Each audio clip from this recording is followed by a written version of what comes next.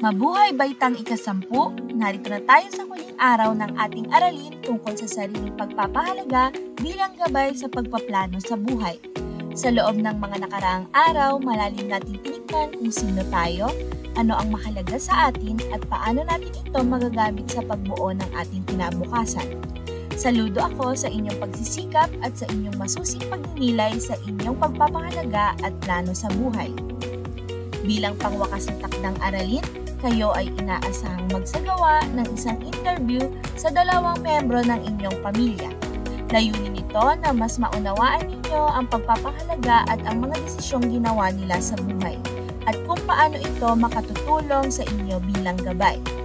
Pagkatapos ng interview, magsulot kayo ng maikling reflektibong sanaysay, 3 hanggang 4 na pangungusap bilang pagninilay sa inyong natutunan.